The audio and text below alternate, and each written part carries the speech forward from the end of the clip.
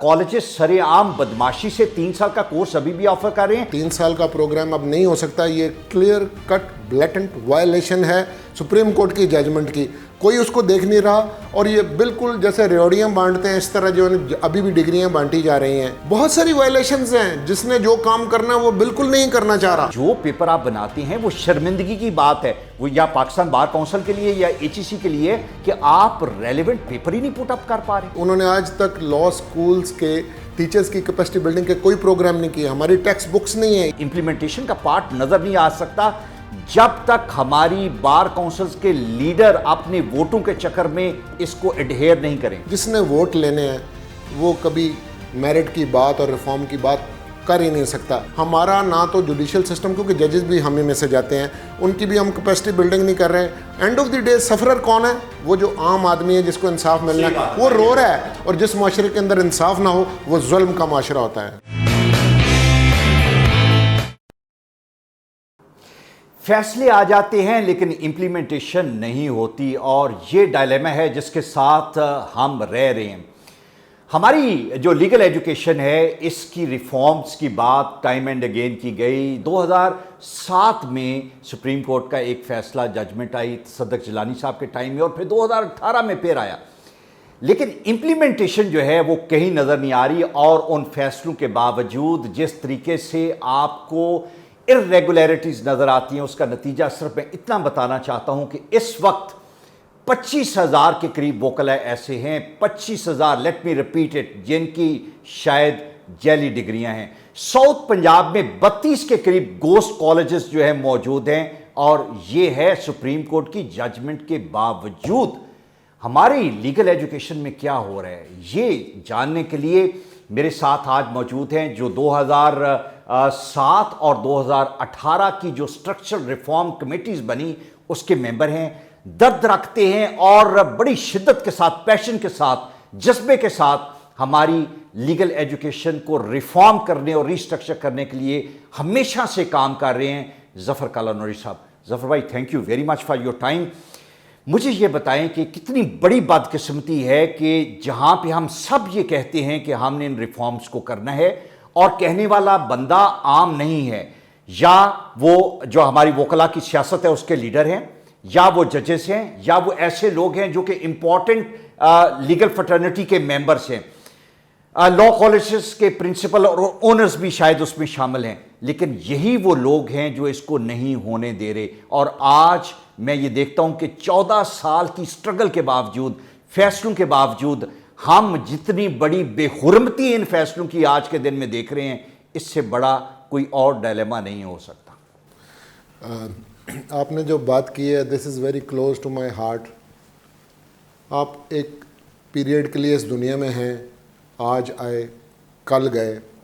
मेरा दोस्त जालिब कहता था, तुमसे पहले जो एक शख्स यहाँ तख्त नशीं था उसको भी अपने खुदा होने का इतना ही यकीन था। रहे नाम अल्लाह का, यहाँ पे पैगंबर और रिफॉर्मर नहीं रहते, हम किस बात की मूली हैं। लेकिन ये जो लीगल एजुकेशन के बारे में या लीगल सिस्टम को रिफॉर्म करने के लिए 25 बरस मैंने जद्दोजहद की है, और एज ए बॉय स्काउट दर्द दिल रख के की है। मुझे अफसोस होता है कि जजमेंट, वो भी पाकिस्तान की सबसे बड़ी अदालत सुप्रीम कोर्ट ऑफ पाकिस्तान की जजमेंट, जो रिव्यू नहीं हो रही, जो रिविज़िट नहीं हो रही, उसके अंदर 14 पॉइंट्स थ्रैश हुए। और ये जजमेंट भी क्यों आई? ये जजमेंट हम चल के गए, यानी कि बार काउंसिल चल के गई कि हम फेल हो गए हैं 2 बातों में, mushroom growth of law schools और डिटीरिएटिंग स्टैंडर्ड्स ऑफ लीगल एजुकेशन। ये 2 मकासद से जिसके लिए गए, वरना कोर्ट का काम तो रिफॉर्म नहीं होता। उन्होंने दोनों बात इंटरवेन किया, और उन्होंने ये जो जजमेंट पास की है, ये एक स्ट्रक्चरल रिफॉर्म कमेटी जिसकी आप बात कर रहे हैं, उसके मेंबर्स में HEC भी थी, उसके अंदर जुडिशियल कमीशन भी बनाए गए, उसमें यूनिवर्सिटीज़ के नुमाइंदे भी शामिल थे, best of the best legal minds of the country. And so much so कि ख़ास तौर पे इस जजमेंट का मैं हवाला दूंगा, ये पहली जजमेंट है जिसमें दोनों वकला के बड़े ग्रुप, हामिद खान साहब का ग्रुप और आसमा जहांगीर साहबा का group, they were taken on board, इसलिए कि ये ऐसा मसला है कि ये हमारी बुनियाद फराहम करता है जिससे अच्छे वकला आएंगे और इन टर्न अच्छे जजेस आएंगे। मिल के एफर्ट की गई और 14 पॉइंट्स हैं जो इस जजमेंट के अंदर मैं हाईलाइट करना चाहता हूँ। जजमेंट ने सेटल कर दिए। पहली बात, entrance to the law school, फिर एंट्रेंस टू द बार, फिर उसके बाद equivalence exam for the institutions imparting foreign education in Pakistan, वहाँ से फारुग तहसील बच्चों के लिए 3 तो ये एंट्रेंस एग्जाम थे। मैं जफर भाई ये चाह रहा हूँ कि ये जो 14 पॉइंट्स हैं, लगे हाथ हम इनको डिस्कस ही कर लें कि ये कहा गया और हुआ क्या। मैं ये चाहता हूँ कि इसको ज़रा डिटेल में हम इस पॉइंट ऑफ व्यू से भी देख लें। चले हम इससे यूँ शुरू करते हैं कि ये जो जजमेंट है इसमें जो सबसे पहली बात की गई वो ये थी कि as a result of inspection of educational institutions, इस जजमेंट ने 112 रैफ लॉ स्कूल्स को फारिग कर दिया। उन्होंने कहा ये काम नहीं करेंगे और उन्होंने कहा कि क्योंकि ये जो पैरामीटर्स ले डाउन हैं 2015 के पाकिस्तान बार काउंसिल के रूल्स में, उनको ये वायलेट कर रहे हैं और ये up to this standard education नहीं दे रहे। ये एजुकेशनल इंस्टीट्यूशन उन्होंने काम करने से रोक दिया। साथ ही उन्होंने कहा कि जी ये जो पब्लिक सेक्टर यूनिवर्सिटीज़ हैं उनके डोमेन में जो ये लॉ स्कूल्स आते हैं, अगर ये रिप्रेजेंटेशन करें और ये जो निशानदेही कहेगी कि इनके अंदर क्या कमी है ये पूरी करेंगे तो आप बहाल करें। मुझे बहुत ही अफसोस से ये कहना पड़ता है कि वो सब के सब दोबारा काम कर रहे हैं। पूरे 112 जो है वो सब बहाल कर दिए गए। कोई इन यूनिवर्सिटी से पूछने वाला है कि जो उनमें खामियां थी और जो कमियां थी जिनको पॉइंट आउट किया गया, क्या उनको रेक्टिफाई किया गया या वैसी सिफारिश से दिल किया जिसका उसको जी मैं इससे अगली बात करता हूँ। सिर्फ यूनिवर्सिटियाँ रिस्पॉन्सिबल नहीं है, पाकिस्तान बार काउंसिल की मॉनिटरिंग कमेटीज़ बननी थी, इनके साथ मिलकर उन्होंने काम करना था। अब गॉन आर द डेज कि जब आमिर रज़ा खान साहब जैसे बढ़िया लोग जो थे, जो एक ईमानदारी और उनका एक स्टेचर था, उनकी बजाय जिन लोगों को शामिल किया। और मुझे ये भी कहने दीजिए कि बेशुमार ऑल यूनिवर्सिटीज़ जो हैं जिनको इन्होंने एफिलिएशन दे दी और नए लॉ स्कूल्स आ गए, हर तरफ रेवड़ियाँ बट रही हैं, इतने ज़्यादा तादाद में लॉ के इंस्टीट्यूशंस खुल गए। मैं तो ये भी कहता हूँ कि शरीके जुर्म ना होते तो मुखबरी करते। हमें खबर है लुटेरों के सब ठिकानों की। अनफॉर्चुनेटली एजुकेशन बहुत बड़ा बिजनेस है। अगर मेडिकल कॉलेज है तो उसका जो मालिक है वो एकेडेमिया से नहीं है, सेठ है। अगर आपका लॉ स्कूल है तो उसका मालिक जो है वो एकेडेमिया से नहीं है, वो एक सेठ है और इन्वेस्टर है और लोगों के उसके अंदर हिस्से हैं। बिल्कुल इसी तरह से जैसे मीडिया का जो मालिक है वो सेठ है, वो वर्किंग जर्नलिस्ट नहीं है। तो ये डिटेरियोरेशन अक्रॉस द बोर्ड हो गई हुई है। एक तो ये कि ये सारे लॉ स्कूल्स काम करने लगे, पहली वायलेशन ये। दूसरी वायलेशन, हमने इसके अंदर ये क्राइटेरिया इस जजमेंट के अंदर ले डाउन कर दिया गया था कि यहाँ पे 100 सीट्स होंगी टू 5 फैकल्टी मेंबर्स और लॉ स्कूल्स को उसी हवाले से आप जो है ना सीट्स एलोकेट करेंगे।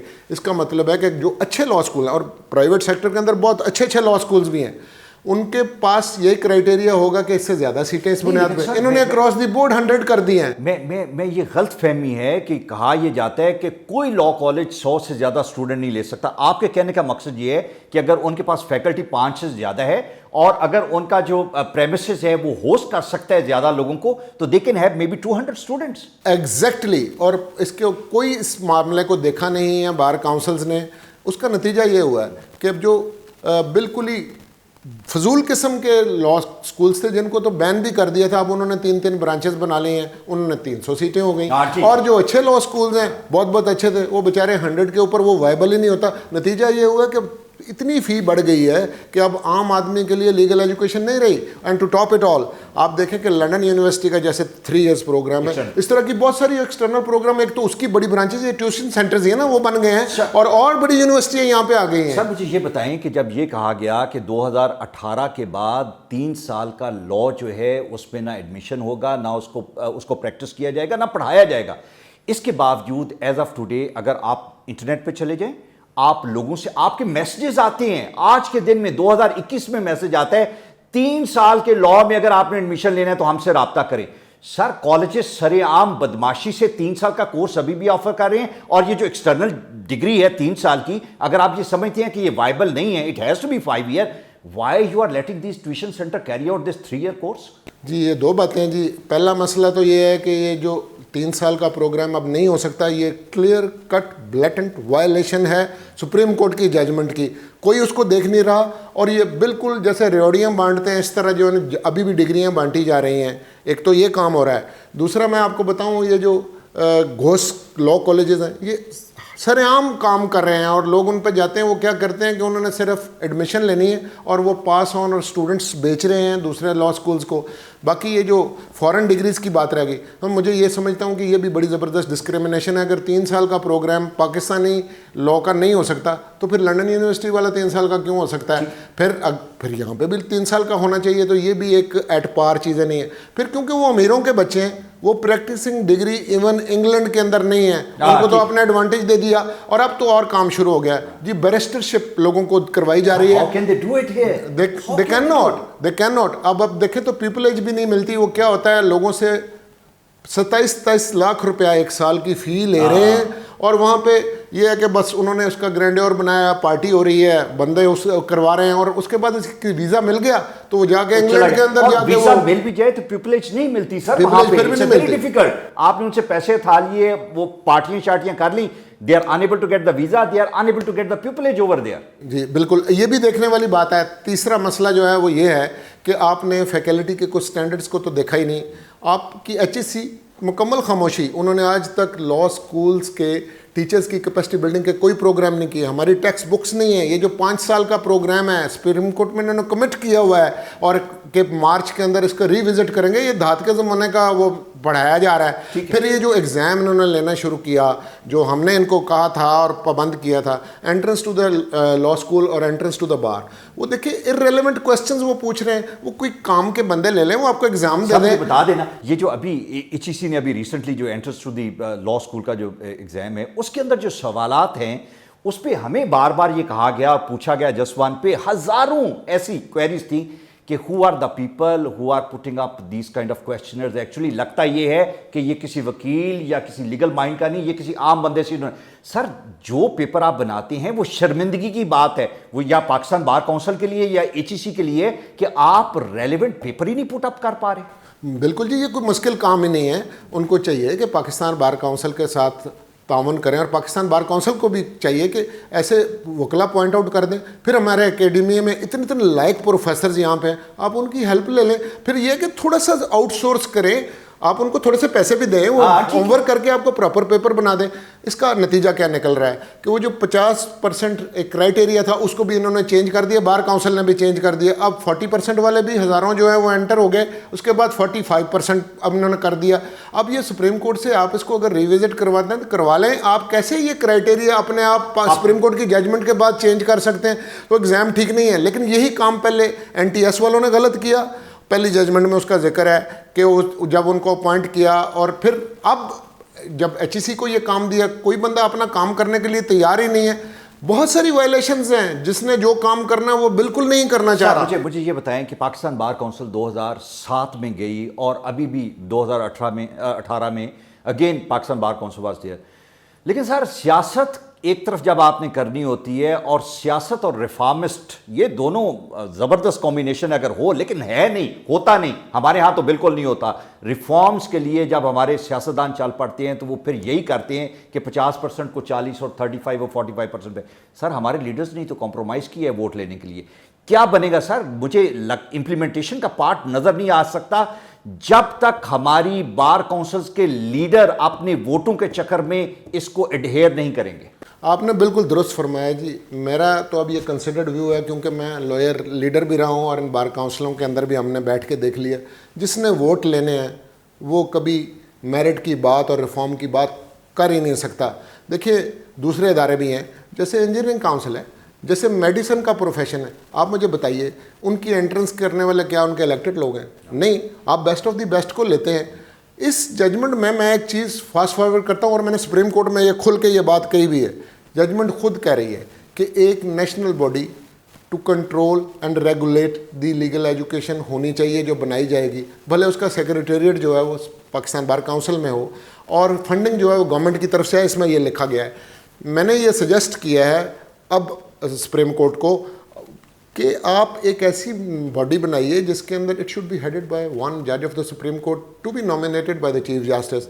उसके बाद इसके अंदर attorney general, law minister, public sector universities का एक नुमाइंदा, प्राइवेट सेक्टर यूनिवर्सिटीज़ का एक नुमाइंदा, institutions parting legal education in Pakistan जो फॉरेन यूनिवर्सिटीज़ के हैं उनका एक नुमाइंदा, एफिलेटेड लॉ स्कूल्स का एक नुमाइंदा, इसके ऊपर HEC, इसके ऊपर पाकिस्तान बार काउंसिल, ये और 4 people of eminence in legal education, और उनमें से भी एक खातून ज़रूर होनी चाहिए।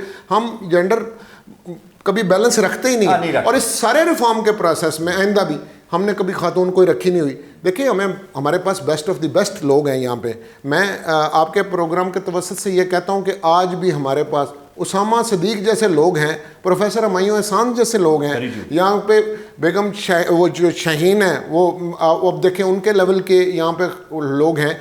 आप क्यों बेस्ट प्रोफेसर्स नहीं ले सकते? हमारे पास प्रोफेसर अहमद अली साहब यहाँ पे हैं, और फिर जजेस में से भी कुछ ऐसे लोग जो कि जिनका एकेडेमिया से ताल्लुक़ रहा है, उन्होंने पढ़ाया हुआ है, जैसे जस्टिस आसिफ सईद खोसा साहब हैं, उन्होंने वो जी टीचिंग भी की है। जस्टिस जी खिलजी साहब बड़े ज़बरदस्त कई लोग हैं जो उन्होंने टीचिंग की हुई है, मेरली बाय बीइंग अ जज of the supreme court and high court और district court. You are not an expert in academia. ये आप देखिएगा इवन जजेस को पढ़ाया जा रहा है ये जुडिशल अकेडमी में, ये भी हमारा नेसेसरी पार्ट नहीं है, उसकी कोई फैकल्टी नहीं बनी। वहाँ पे आप लोगों को बाय वे ऑफ पनिशमेंट या बाय वे ऑफ रिवार्ड वहाँ पे पढ़ा देते हैं, उनकी फैकल्टी नहीं बनाई। तो जिसका काम है उसी को साजे। तो आप इन लोगों को इन्वॉल्व कीजिए, जो सियासी लोग ना हो वो जाके एक दफ़ा इन सारी डिग्रियों को भी रिव्यू करें। ये जो जाली डिग्रियों वाले लोग हैं बिल्कुल इंसाफ कर देंगे, और ये जो लॉ स्कूल्स हैं क्या क्राइटेरिया मीट करते हैं या नहीं करते, जिन्होंने वोट ना लेना हो बिल्कुल हमें तावन करना चाहिए। ये जो हमने एडवोकेसी स्किल्स का एक प्रोग्राम था, इसमें बार वोकेशनल कोर्स लिखा हुआ है, जजमेंट के अंदर शुरू ही नहीं हुआ। और वो कहते हैं जी, वो क्या कहते हैं, ट्रक की बत्ती के पीछे लगा दो। बड़े बड़े लोग हैं, बड़े बड़े जय्यद लोग हैं, वो करते नहीं रिफॉर्म। मुझे ये बताएं कि ये ट्रेनिंग जो है इसमें क्या हिच है, क्या रुकावट है? आपके पास जहां पे इतनी मशरूम ग्रोथ है लॉ कॉलेजेस की, आपके पास तो बच्चे ही बड़े हैं जिनको आपने किसी को 45 या 40% पे आपने बार में दाखिल कर लिया। They are there to be trained. What you need is maybe 10 master trainer अच्छी। सर, ये आपकी अगर नियत हो, ख्वाहिश हो, तो ये तो दोनों तरफ आपके पास ट्रेनर भी मौजूद है, आपके पास हजारों लोग हैं जिनको ट्रेन करना है। सर ये Why are not they doing it? Sir ये कोई मुश्किल काम नहीं है। हम बच्चों से एनरोलमेंट के वक्त इसके पैसे भी लेते हैं। अब इसमें 2 वीक्स की हमने एज ए नेसेसरी वाली जी लगा दिया, कम अज़ कम होनी तो 6 हफ्ते की चाहिए। ये बांग्लादेश में होती है, हर जगह आप इंडिया में होती है। आप एक एकेडमी बनाएं और उसके बाद आउटसोर्स करें लोगों को, ये मुसलसल करने वाला काम है। लेकिन होता क्या है कि ये जो अहदेदार है ना, वो कहते हैं जी ये काम भी हम खुद ही कर लेंगे। भाई आप कैसे कर लोगे? हमने ये जो बाहर से सारी ट्रेनिंग्स ली हैं, ये लोग इस पे ट्रेनर होते हैं, फिर मास्टर ट्रेनर होते हैं, इसका एक खास तरीकाकार है, हैंड्स ऑन ट्रेनिंग है। एक आध लेक्चर देना और बात है। क्यों हम सारे काम खुद करना चाहते हैं? आप भाई सियासत करें, वो साल आपका काम जो है वो और चीज़ें हैं, लेकिन ये आप नहीं कर सकते। Training is a very specialised area जहाँ पे आपकी कंटिन्यूस इन्वॉल्वमेंट चाहिए। You can not do it one day and you do it after 6 month, you have to do it on a daily basis. Outsource करने वाली आपकी suggestion जो है बड़ी ज़बरदस्त है। सर मुझे ये बताएं, लॉ कॉलेजेस के प्रिंसिपल जो हैं उसकी भी that is another mockery that we see, कि एक बंदा जिसकी एक्सपर्टीज़ है, हम बाहर के ममालिक में तो प्रोफेसर एट वर्क का लफ्ज़ भी जानते हैं कि जिनके पास एक्सपर्टीज़ और ट्रेनिंग है, एक बंदा जिसने 30 साल बेहतरीन माइंड जो है वो प्रोड्यूस किए हैं। मैं SM लॉ कॉलेज की बात कर सकता हूँ, मैं कायदे लॉ कॉलेज लाहौर की बात कर सकता हूँ, and you think they are not good enough to be the principal, reason being कि उनके पास LLM की डिग्री नहीं है या वो हाई कोर्ट के जज नहीं है।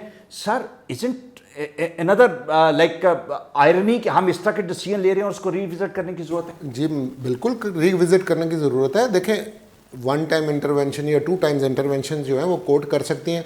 अभी भी अगर आप ये मामले को चलाते चले जाएंगे, आप बॉडी बनाइए, वो चीज़ों को रिविजिट भी करेंगे, रिफॉर्म भी करेंगे, बेहतर भी करेंगे। इस तरह की नेशनल बॉडी मस्ट है।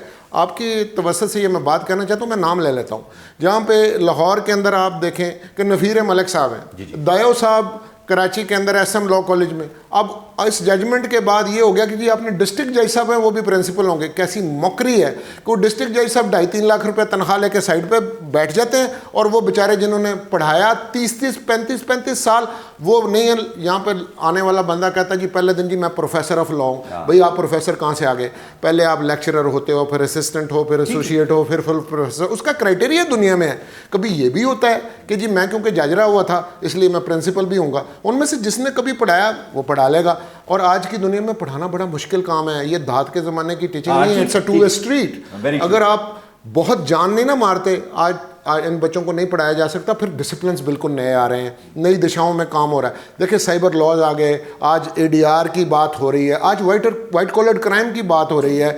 आज दुनिया बिल्कुल बदल चुकी है। उन डिसिप्लिन में हमने लोगों को पढ़ाना है, असेसमेंट का क्राइटेरिया जो है वो बदल चुका हुआ है। तो ये पुराने कामों के साथ ये मसला चलेगा नहीं। और फिर हम ये जो एक ज़हन के अंदर ये नोशन लेके बैठ जाते हैं ना कि जी पब्लिक सेक्टर के अंदर तो हर काम जो है ना वो बहुत आला हो रहा है और प्राइवेट सेक्टर में हर काम बहुत बुरा हो रहा है। देखिए मैं आपको बताऊं, यहाँ पे पब्लिक सेक्टर के अंदर ही फिर लम्स है ना जी, they are one of the best law school. और इवन 2-3 बड़े अच्छे लॉ कॉलेजेस जो हैं वो आपको प्राइवेट सेक्टर में बहुत अच्छे जो एफिलिएटेड लॉ स्कूल्स हैं, बढ़िया से बढ़िया लॉ कॉलेजेस हैं। वहाँ Pakistan college of law, Quaid-e-Azam college of law, one of the best law schools that we have. हम उनके बारे में जो कंसिडर नहीं कर रहे हैं कि उनको कहते हैं जी सिर्फ इसलिए कि जी ये क्योंकि प्राइवेट सेक्टर्स के, भाई पब्लिक सेक्टर का ये आलम है। पंजाब यूनिवर्सिटी के अंदर अब आप देख लें कि जो फैकल्टी है वो भी आपस में लड़ते हैं और उसके बाद LLM की क्लासेस 2 साल से एडमिशन हुए हो नहीं रही और LLM हो भी कह रहा है सारे के सारे कॉर्पोरेट लॉ में। और यहाँ पे ऐसे भी लॉ स्कूल्स काम कर रहे थे कि जिन्होंने कहा कि जी